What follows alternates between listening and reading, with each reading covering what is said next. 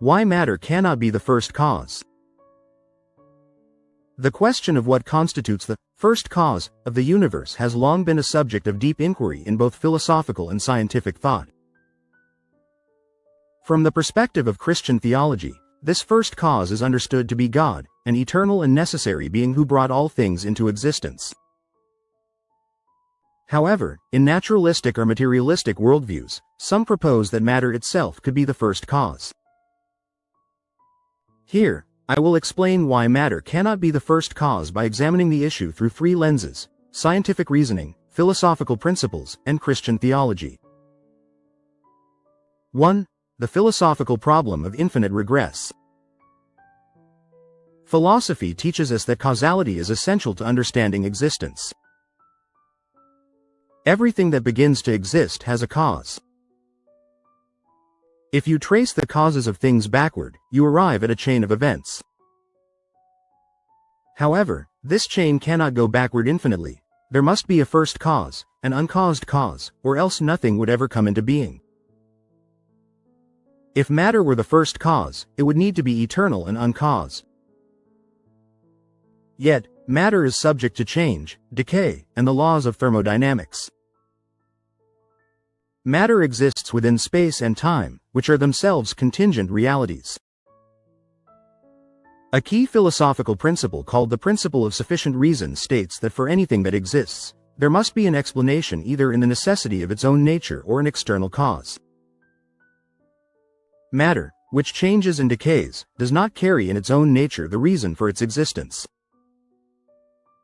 It is contingent, not necessary. Moreover, if matter were eternal, it would require the universe or some configuration of material to have existed infinitely. This leads to an infinite regress of causes, which is philosophically untenable. The notion of an infinite regress implies that we could never arrive at the present moment because an actual infinite cannot be traversed. This means that there must be a first, timeless cause, and matter, being temporal, cannot fit this role. 2. The scientific evidence against eternal matter. Modern science strongly supports the idea that matter is not eternal, and thus cannot be the first cause. The Big Bang theory, which is widely accepted within the scientific community, posits that the universe had a beginning approximately 13.8 billion years ago. This theory is based on observational evidence, such as the cosmic microwave background radiation and the redshift of galaxies, which indicates the universe is expanding from an initial singularity.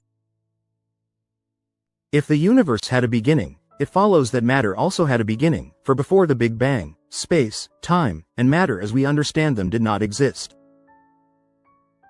This contradicts the idea that matter could be the first cause, since something that begins to exist requires a cause outside of itself. Matter, being part of the contingent universe, needs an explanation for its existence and cannot self-exist or self-cause.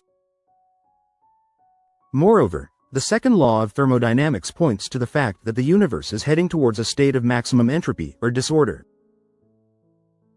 If matter had existed eternally, we would expect the universe to have already reached a state of heat death, where no usable energy remains. The fact that we are not in such a state strongly suggests that matter and the universe had a finite beginning and are not eternal. 3. Christian theology and the nature of God as the first cause. From a Christian perspective, matter cannot be the first cause because it lacks the attributes of a necessary, eternal being. According to classical theism, only God has the qualities of a first cause: aseity, self-existence, immutability, unchanging nature, and eternity, existing outside of time. Matter, on the other hand, is contingent, mutable, and finite. The Christian doctrine of creation ex nihilo, creation out of nothing, holds that God, who is eternal and uncaused, brought the universe into existence.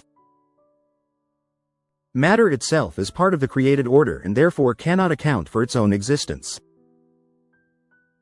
Genesis chapter 1 verse 1 declares, "In the beginning, God created the heavens and the earth." This affirms the theistic belief that God is distinct from his creation, unlike matter, which is contingent upon the very laws and forces that govern it. Furthermore, Christian theology emphasizes that God is not bound by time or space, while matter necessarily exists within these limitations. God's nature as the necessary being means that he alone has the power to bring contingent things, such as matter, into existence. Matter, by contrast, is limited and dependent. It requires a cause beyond itself, namely, God, who exists beyond time, space, and matter. 4. The logical impossibility of self-creation. One final argument against matter being the first cause is the concept of self-creation, which is a logical contradiction. To claim that matter could be the cause of itself is to suggest that it existed before it existed, which is absurd. Something cannot bring itself into existence because it would need to exist to cause its own existence. Matter, therefore, cannot be the first cause because it would have to exist and not exist simultaneously, which violates the law of non-contradiction. The concept of a self-caused universe or self-caused matter is rejected by both philosophy and common sense. A first cause must be something that exists necessarily, not contingently, and has the power to bring other things into being.